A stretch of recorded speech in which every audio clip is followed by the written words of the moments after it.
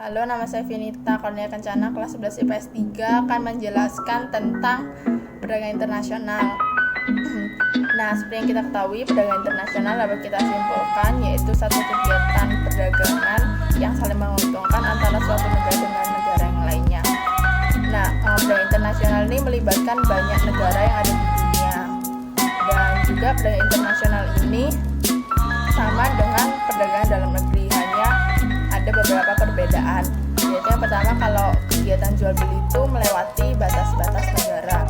Yang kedua adalah sistem pembayarannya kalau di luar negeri akan menggunakan devisa.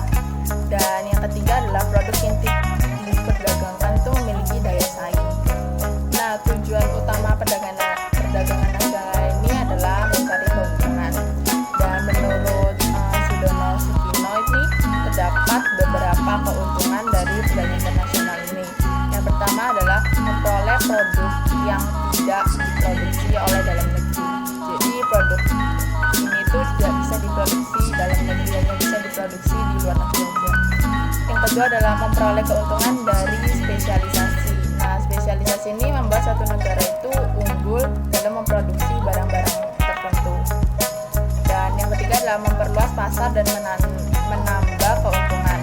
Dan dengan memperluas pasar dan menambah keuntungan ini bisa terus tumbuh dan mendapatkan keuntungan yang lebih daripada yang sebelumnya.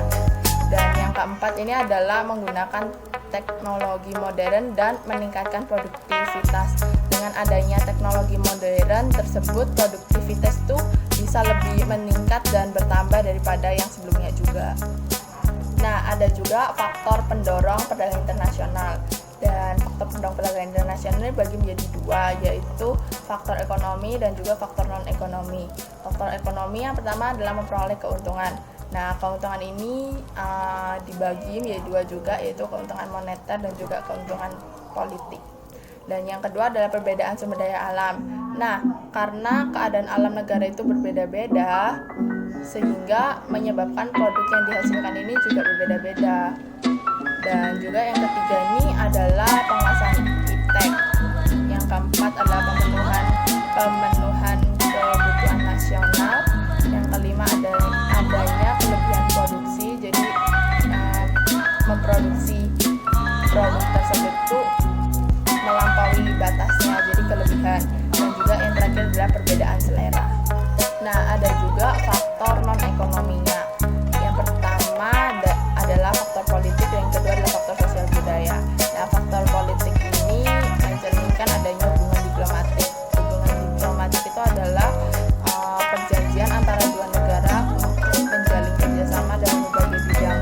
Dengan adanya hubungan diplomatik ini, perdagangan internasional ini dapat dilaksanakan dengan lancar atau enggak bisa dilaksanakan. Dan yang kedua adalah faktor sosial budaya.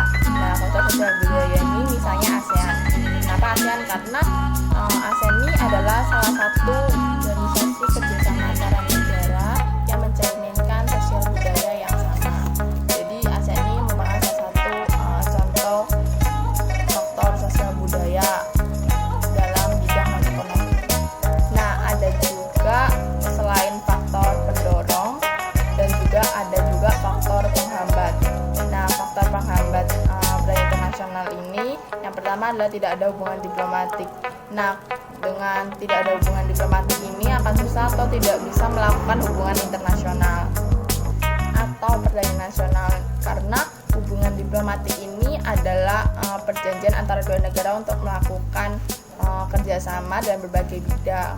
Nah, karena tidak adanya hubungan diplomatik ini tidak akan bisa untuk melakukan hubungan atau perdagangan internasional. Nah, yang kedua adalah kebijakan perdagangan internasional. Nah, dengan adanya kebijakan ini, perdagangan internasional arus barang atau jasa ini dibatasi sehingga menghambat perdagangan internasional. Dan yang ketiga adalah tingginya biaya produksi.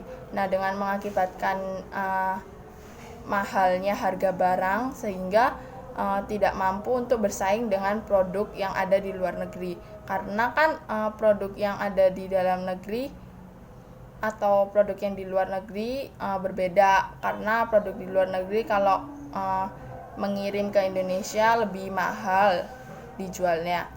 Dan juga sama halnya dengan produk yang ada di dalam negeri dijual ke luar negeri akan lebih mahal harganya. Misalnya Indomie yang dijual di luar negeri itu pastinya akan lebih mahal, atau enggak Samyang yang dari luar negeri dijual ke Indonesia pastinya lebih mahal juga. Nah, setelah itu ada juga teori perdagangan internasional. Yang pertama adalah teori keunggulan mutlak Adam Smith. Nah, teori keunggulan mutlak Adam Smith ini terjadi bila suatu negara itu mampu memproduksi suatu barang lebih murah dibandingkan dengan negara lainnya. Jadi, negara tersebut ini menjual harganya itu lebih murah daripada negara lainnya. Ini dinamakan teori keunggulan Adam Smith. Dan yang kedua adalah teori keunggulan imperatif David Ricardo. Nah, teori ini berdasarkan dengan nilai suatu barang tergantung dari biaya kerja yang digunakan untuk memproduksi barang-barang tersebut. Jadi, tergantung dari tenaga kerja yang dilakukannya. Nah, setelah itu ada kebijakan perdagangan internasional. Nah, seperti yang kita ketahui, tujuan pertama perdagangan internasional adalah pastinya mencari keuntungan. Nah, perdagangan internasional ini memiliki dampak negatif tertentu terhadap produk yang ada di dalam negeri. Misalnya, jika harga barang produk yang ada dari luar negeri yang diekspor itu lebih murah, akan menyebabkan produk dalam negeri biayanya itu lebih tinggi, tidak akan diminati oleh para konsumen. Nah, ada juga tujuan kebijakan-kebijakan itu ada beberapa, yaitu yang pertama adalah untuk bisa mengatasi masalah deflasi dan juga pengangguran. Karena lowongan pekerjaannya semakin menurun, jadi banyak pengangguran. Dan yang kedua adalah mendorong perkembangan industri baru. Dan yang ketiga adalah menambah pendapatan pemerintah. Dan ada juga jenis-jenis kebijakan perdagangan internasional, ada 8. Yang pertama adalah tarif dan bea masuk. Nah, tarif dan bea masuk ini adalah pengenaan pajak atas barang-barang untuk melindungi produksi yang ada di dalam negeri. Jadi dari luar negeri ada tarif bea masuk untuk melindungi produk dalam negeri juga. Nah, yang kedua adalah kuota impor. Nah, kuota impor ini untuk melindungi kepentingan industri dan konsumen yang ada di dalam negeri. Dan yang ketiga adalah larangan ekspor. Nah, larangan ekspor ini untuk menjaga ketersediaan barang-barang yang masih terbatas yang diproduksi dalam negeri. Nah, setelah itu ada larangan impor.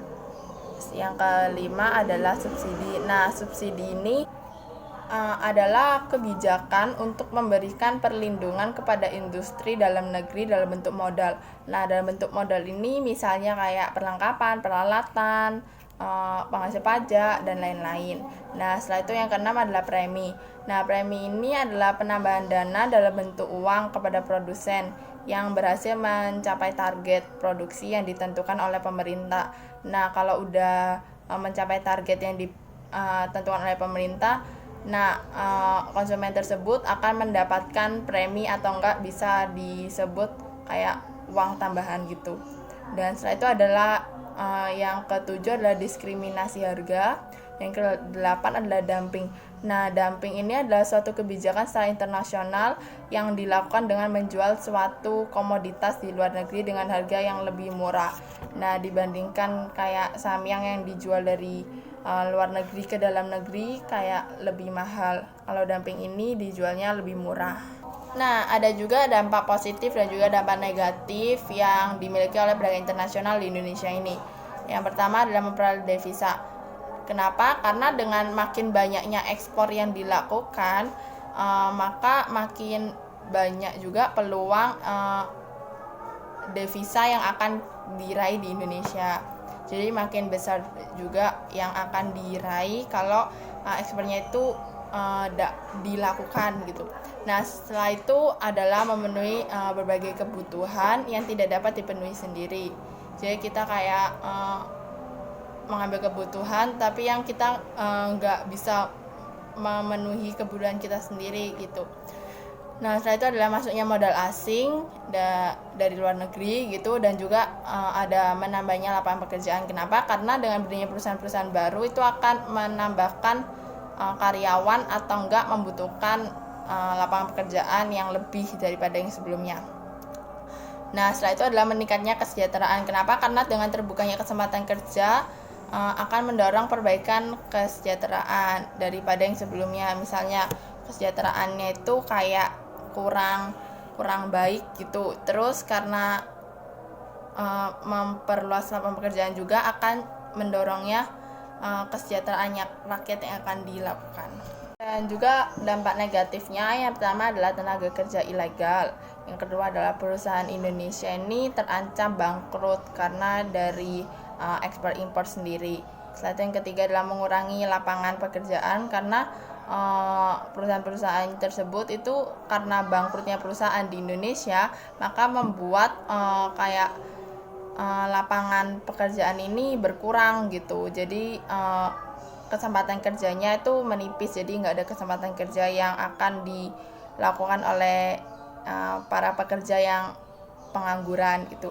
Dan yang terakhir adalah pengangguran bertambah karena nggak ada lapangan pekerjaan di perusahaan-perusahaan atau kesempatan kerja yang dimiliki, sehingga pengangguran ini akan terus bertambah akibat perusahaan-perusahaan yang memiliki lowongan sedikit lapangan pekerjaannya.